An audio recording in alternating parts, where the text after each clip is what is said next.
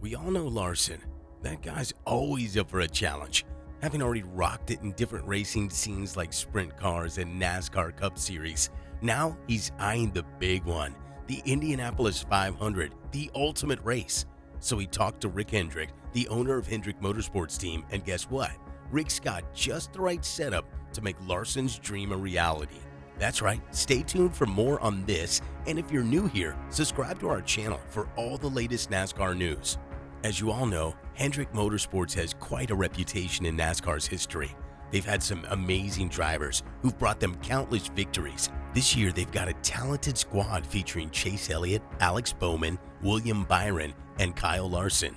It's incredible that Larson isn't just part of one of the most successful NASCAR teams, but he's also stepping into the arena of one of the most iconic races ever. And to tell you the truth, Rick has long had this secret plan going on with Kyle Larson's Indy 500 run, but he needed McLaren to make it happen, and finally getting Arrow McLaren on their team has really boosted their plans.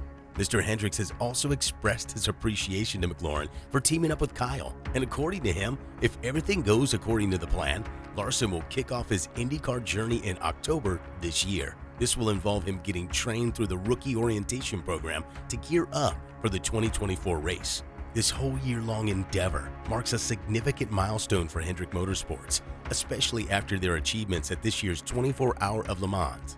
Everything has been going really smoothly till now, and the guys working on this have truly done an impressive job to make things run seamlessly. Mr. Hendrick opened up about why their dreams are actually coming true, saying he's got to hand it to Arrow McLaren for coming up with a super solid plan to make things work. Larson, on the other hand, wasted no time in making the most of the resources provided by McLaren. In fact, he's already been spotted using the simulator setups, and boy, was it an eye-opener for him. He's getting a feel for just how tough the race is and how much he's got to improve to match the car's potential. All in all, he's pumped up for his first big race and really hopes that all this hard work pays off.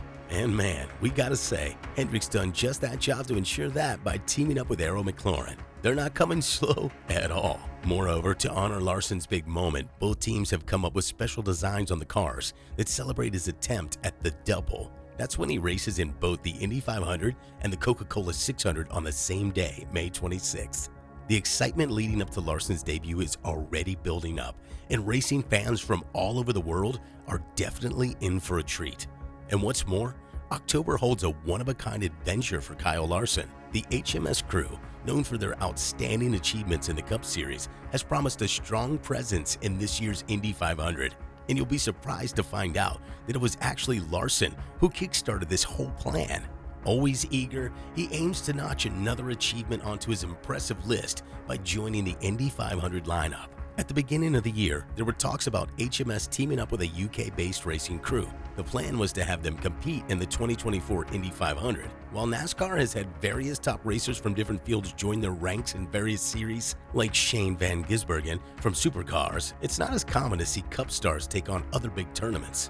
Larson has a big idea of changing that pattern and being the one to lead this change. He's already conquered dirt track racing, sprint cars, and the Cup Series, and now he's eyeing up Indy as the next feather in his cap for the upcoming year. He talked about the change from stock cars to Indy cars and how it's not easy. Apparently, Indy cars are way lighter than stock cars, like around 1,800 pounds lighter. This makes handling the speed and weight quite a task for someone used to NASCAR. Larson was pretty shocked when he realized he needed around 1,000 pounds more pressure while braking. You see, in the Cup Series, they usually use about 800 pounds for braking, but in Indy cars, they go up to around 2,800 pounds when really pushing it. So it's safe to say that he was taken aback and admitted it was the toughest he's ever had to push a car in his whole career. While Larson's definitely getting a taste of how tough the race will be, you know him, he's a guy who takes on challenges head on. So it's a safe bet that Young Money will have things figured out sooner than later. And you know what?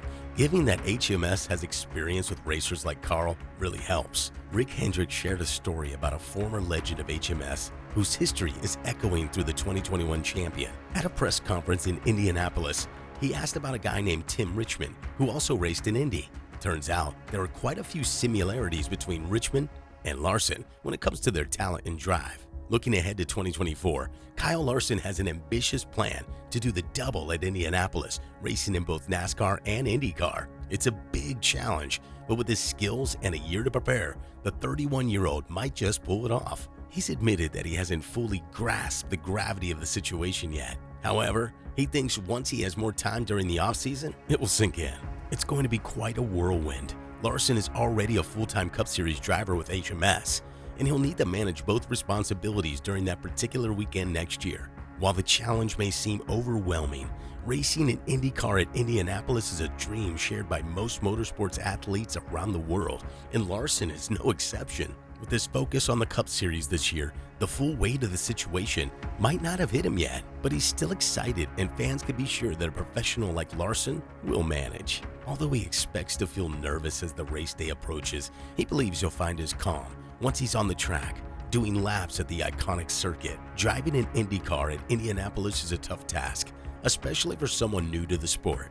But Larson's got the talent and dedication to prepare himself well and give it his all when the time comes. It will be just another race for him, one where he'll strive to do his best. Moving into IndyCar as a rookie, Larson's entire career has been in stock car racing.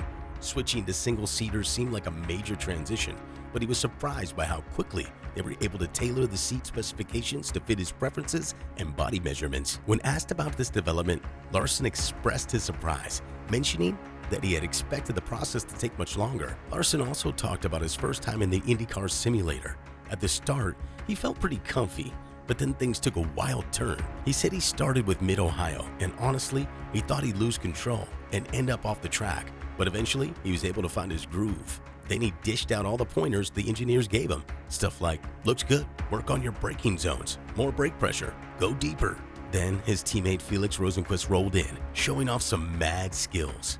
Larson was a bit peeved. He also talked about how seeing the data and stats of seasoned drivers was an eye-opener, seeing how they keep things steady even while pushing to the limit. He gave props to these new experiences, saying, no matter what happens, I'll come out a better driver. I've already learned a lot in this short time. He gave a shout out to McLaren, Chevrolet, and other drivers who rock both IndyCar and stock cars for their support and wisdom. Larson's next move, mandatory rookie orientation at Indy Motorsports Speedway's Oval in October. Here's what he said about it. I look forward to prepping even more. I definitely look forward to October and getting to do the rookie orientation. I have thought about that a little bit, so I'm nervous when I do think about that. But I think once I get in the car, a lot of those nerves will hopefully go away after a few laps, and it will feel like home, just like all the other race cars I drive. Do you think Larson can pull this off? Let us know in the comments below.